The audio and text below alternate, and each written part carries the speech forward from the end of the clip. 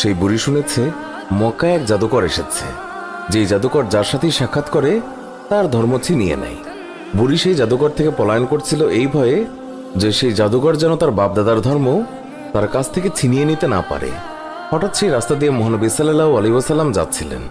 বুড়ি মহানবী সাল্লাল্লাহু আলাইহি ওয়াসাল্লামকে দেখে বলল, বাবা, এই মালগুলি আমার মাথায় উঠিয়ে দিতে পারবে কি? মহানবী সাল্লাল্লাহু আলাইহি ওয়াসাল্লাম যখন মালগুলি তুলে দিতে গেলেন তখন তিনি দেখলেন মালগুলো খুবই ভারী, আর এত ভারী যা বুড়ি উঠাতেই পারবে না। তখন মহানবী সাল্লাল্লাহু আলাইহি ওয়াসাল্লাম তিনি বুড়িকে বললেন, এটার তো খুবই ওজন, আপনি যদি অনুমতি দেন আমি আপনার এই মালগুলি আপনি যেখানে বলেন সেখানে দিয়ে আসব।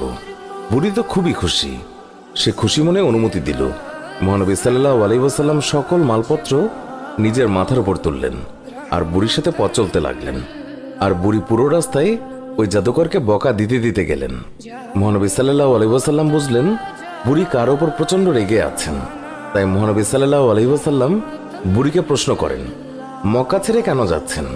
বুড়ি বলল, আমি শুনেছি মক্কায় এক জাদুকর এসেছে যে মানুষের ধর্ম লুটে নিচ্ছে। আমি সারা জীবন মূর্তি পূজা করেছি, আমার বাপদাদা তারাও মূর্তি পূজা করেছে।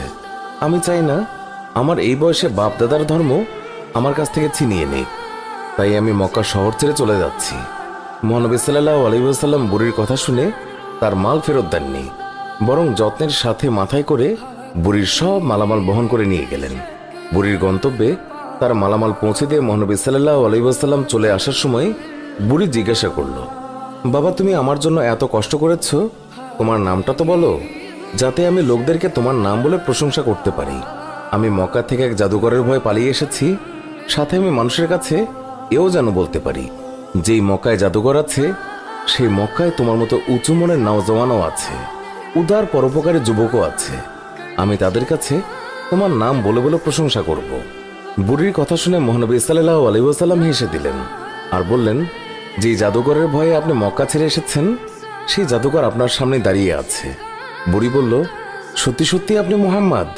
হুজুর বললেন, হ্যাঁ, আমি সেই মুহাম্মদ। তখন বুড়ি বলল, তাহলে আপনার জাদু আমার উপর ক্রিয়া করে ফেলেছে। সুবহানাল্লাহ, আপনি আর দেরি করবেন না, আমাকে পাক কালেমা পড়িয়ে দিন, লা ইলাহা ইল্লাল্লাহু মুহাম্মাদুর রাসূলুল্লাহ।